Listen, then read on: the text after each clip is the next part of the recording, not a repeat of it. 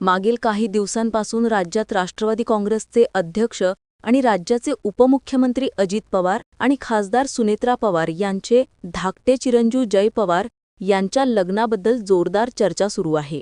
पण या लग्नाची खास गोष्ट म्हणजे हे लग्न दादाच्या काटेवाडी किंवा बारामती येथे होणार नसून तब्बल 2500 किलोमीटर दूर असणाऱ्या बहरीन देशामध्ये हा लग्न सोहळा पार पडणार आहे. पण आता अनेकांना असे प्रश्न पडलेत की दादांनी बहरीन हेच ठिकाण का निवडलं? बरं, इतकंच नाही तर दादाच्या लेकाच्या लग्नासाठी फक्त 400 लोकांचं वऱ्हाड. आणि त्याहून चकित करणारी गोष्ट म्हणजे राष्ट्रवादी काँग्रेसच्या फक्त 2 लोकांना निमंत्रण पाठवण्यात आलंय. चला तर मग जाणून घेऊया कोण आहेत ते 2 लोक जे दादांचे निकटवर्ती आहेत आणि बरंच काही. त्यामुळे हा व्हिडिओ शेवटपर्यंत नक्की बघा. नमस्कार, मी जानकी पाटील आणि तुम्ही पाहताय महाराष्ट्र फोकस न्यूज. राज्याचे उपमुख्यमंत्री, राष्ट्रवादी काँग्रेसचे अध्यक्ष आणि महाराष्ट्राचे दादा म्हणजेच अजित पवार यांच्या लेकाच्या लग्न सोहळ्याचा घाट घालण्यात आला आहे. त्यामुळे दादांच्या कार्यकर्त्यांना मात्र अनेक प्रश्न पडलेत, जसं की एकतर थोरल्या लेकाचं लग्न सोडून दादा धाकट्या लेकाचं लग्न का उरकत आहेत. दुसरं म्हणजे दादांच्या कार्यकर्त्यांना वाटलं होतं की काटेवाडी समजेल, बारामतीमध्ये ढोलतासे वाजतील आणि आपण आपल्या दादांच्या लेकाच्या लग्नात मिरवू. पण थांबा, असं काहीही होत नाहीये, कारण दादांच्या डोक्यात भलतंच प्लॅन दिसतोय. जयंत पवार यांचं लग्न ऋतुजा पाटील यांच्याशी होणार असून हा लग्न सोहळा भारतापासून 2275 किलोमीटर दूर असणाऱ्या बहरीन देशात होणार असून हा 36 बेटांचा एक द्वीपसमूह असून सौदी अरेबियाच्या पूर्वेला आहे. विशेष म्हणजे स्वप्नवत वाटेल अशा या लग्न सोहळ्यासाठी 4 दिवसांचा पारंपरिक आणि सांस्कृतिक कार्यक्रम देखील आयोजित करण्यात आले आहेत. 4 डिसेंबर रोजी मेहंदी, 5 डिसेंबर रोजी हळद, वरात आणि मुख्य लग्न सोहळा, तर 6 डिसेंबर रोजी संगीत आणि 7 डिसेंबर रोजी स्वागत समारंभ अशा कार्यक्रमांचं आयोजन करण्यात आले.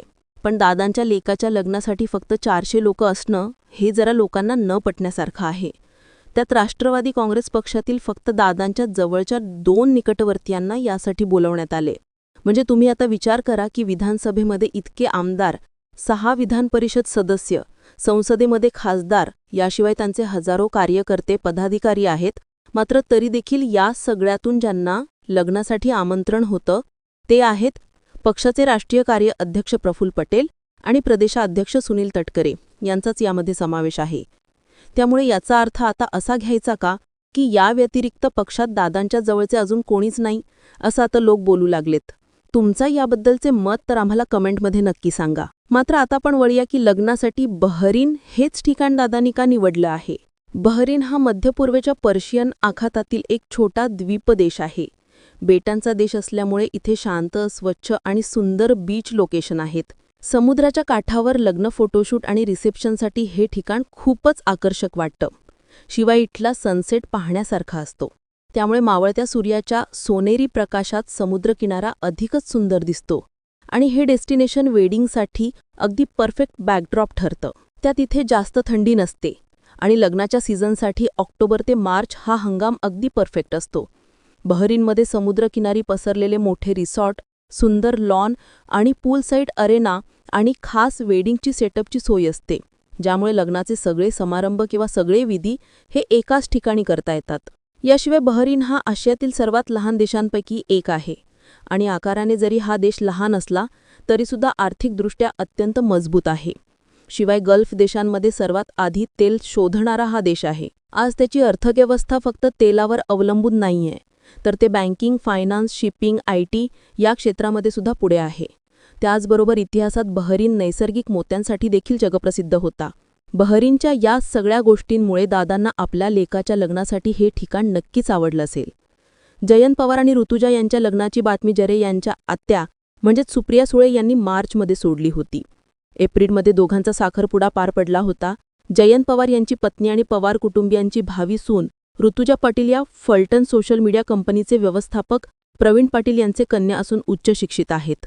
प्रवीण पाटील यांनी टाटा, आदित्य बिर्ला, रिलायन्स, हिरो यांसारख्या मोठ्या उद्योग समूहांसोबत तसेच भारत सरकारच्या महत्त्वाच्या पदांवर देखील काम केले आहे. त्यांच्या या यशस्वी पार्श्वभूमीमुळे ऋतुजा यांना व्यावसायिक वातावरणाची आधीपासूनच पार्श्वभूमी आहे.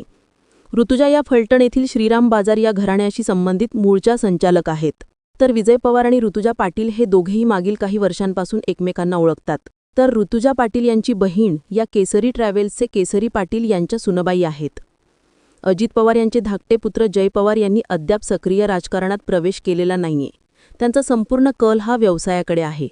ते दुबईमध्ये राहत होते आणि कॉर्पोरेट जगात सक्रियपणे काम करतात. याशिवाय आता ते मुंबई आणि बारामतीमधील सर्व व्यवसाय पाहतात. सुनेत्रा पवार राजकारणात उतरल्यावर जय पवार प्रचारात दिसून आले होते. विशेष म्हणजे विवाह सोहळ्यातील प्रत्येक कार्यक्रमासाठी स्वतंत्र ड्रेस कोड सुद्धा ठेवण्यात आलेला आहे. मोजक्याच 400 निमंत्रणाच्या उपस्थितीत होणाऱ्या या सोहळ्यासाठी राष्ट्रवादी काँग्रेसमधून केवळ प्रफुल्ल पटेल आणि सुनील तटकरे यांना आमंत्रण देण्यात आले आहे. पक्षातील इतर बडे नेते आणि आमदार खासदारांना निमंत्रण न देण्याचा निर्णय पवार कुटुंबियांनी घेतला. लग्नाची पत्रिका आणि कार्यक्रम पत्रिका तर समोर आली असून त्यानुसार बहरीनमध्ये 4 दिवसांचा भव्य पण खाजगी सोहळा आयोजित करण्यात आल्याचं मगाशी आपण म्हटल्यानुसार सगळं सोशल मीडियावर प्रचंड व्हायरल सुद्धा होऊ लागलंय. बहरीनमध्ये विवाह पार पडल्यानंतर मुंबई इथे एक भव्य रिसेप्शन आयोजित केलं जाणार आहे असं सुद्धा बोललं जाते.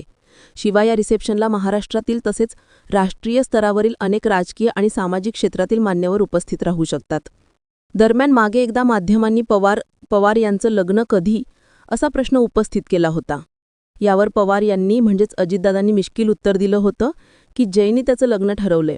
आता पार्थने ठरवलं की त्याचं हे करू. आणि दादांच्या या उत्तराने सर्वत्रच हशा पिकला होता. विशेष म्हणजे राष्ट्रवादी काँग्रेस शरद पवार गटाचे युवा नेते देवेंद्र पवार आणि तनिष्का कुलकर्णी यांचा विवाह सोहळा 2 दिवसांपूर्वीच पार पडला होता. या विवाह सोहळ्यामध्ये सुद्धा संपूर्ण पवार कुटुंब एकत्र दिसले आणि सर्व पक्षीय नेते देखील यावेळी उपस्थित होते. आजपर्यंत आपण अनेक नेत्यांच्या मुलांचे लग्न पाहिले जे अतिशय भव्य दिव्य आणि पाण्यासारखा पैसा त्यामध्ये उचलल्याचं सुद्धा दिसलं.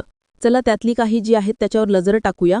उपमुख्यमंत्री एकनाथ शिंदे यांचा मुलगा खासदार श्रीकांत शिंदे यांचा विवाह सोहळा देखील थाटात पार पडला होता. या विवाहासाठी लग्नपत्रिकाही तितकीच खास होती. तब्बल अर्धा किलो वजनाची कॉफी टेबल बुकप्रमाणे दिसणारी पत्रिका. हे लग्न किती भव्य दिव्य होणार त्याची ती एक झलक होती. विशेष म्हणजे शिंदे यांचा साखरपुडा समारंभ सुद्धा शाही थाटात पार पडला होता. ठाण्यातल्या कॅडबरी जंक्शन भागातील रेड फॅक्टरीच्या पटांगणात श्रीकांत शिंदे यांचा विवाह सोहळा पार पडला होता. या लग्नात तब्बल 25,000हून अधिक लोकांना आमंत्रण देण्यात आलं होतं. याशिवाय माजी मुख्यमंत्री विलासराव देशमुख यांचे मोठे पुत्र अमित देशमुख यांचं लग्नही मुंबईतच झालं. मात्र त्यावेळी लातूर येथे खास रिसेप्शनचं आयोजन करण्यात आलं होतं. तर विलासरावांचे बंधू आमदार दिलीपराव यांच्या कन्या गौरवी यांचा पुण्यात शाही विवाह सोहळा झाला होता. त्यासाठी तर वॉर्डातल्या कार्यकर्त्यांना खास पत्रिका सुद्धा देण्यात आल्या होत्या. त्यानंतर लातूरमध्ये पुन्हा रिसेप्शनचं आयोजन करण्यात आलं होतं. तर 2017 साली भाजपचे तत्कालीन प्रदेशाध्यक्ष माजी खासदार रावसाहेब दानवे यांचे पुत्र आणि आमदार संतोष दानवे यांच्या लग्नाची देखील खूप चर्चा झाली होती. या सोहळ्यात सुमारे 30,000हून अधिक पाहुणे उपस्थित होते. तर लग्नस्थळी मध्ययुगीन राजवाड्यासारख्या भव्य सेटसुद्धा उभारण्यात आला होता. या सोहळ्याला मुख्यमंत्री देवेंद्र फडणवीस यांच्यासह राज्यातील आणि केंद्रातील अनेक VIP सुद्धा उपस्थित होते. आणि आता अजित पवार यांच्या मुलाचं लग्न हा त्यांचा खाजगी सोहळा असला तरी सोशल मीडियावर मात्र काही गोष्टींवर टीका केली जातीये. जसं की राज्यात झालेली अतिवृष्टी, न मिळालेली कर्जमाफी, राज्याची आर्थिक स्थिती असे अनेक प्रश्न आहेत ज्यावरून टीका केली जातीये. यासोबतच अजितदादासारखा नेता आपल्या मुलाचं परदेशात डेस्टिनेशन वेडिंग करत आहे यावर टीका केली जातेच. तर अनेकांनी त्यांचे खाजगी क्षण आहेत, खाजगी सोहळा आहे असं म्हणत सुद्धा समर्थन केलं आहे. मात्र तरी देखील दादांनी आपले 2 निकटवर्तीय सोडल्यास कोणालाही न बोलावल्याने कार्यकर्ते सुद्धा जरा कन्फ्यूज झाल्यासारखं सुद्धा म्हटलं जाते. मात्र या सगळ्याबद्दल तुमचं मत काय कमेंट करून नक्की सांगा. आणि अशाच माहितीपूर्ण व्हिडिओसाठी आपल्या YouTube चॅनलला सबस्क्राईब करायला मात्र विसरू नका.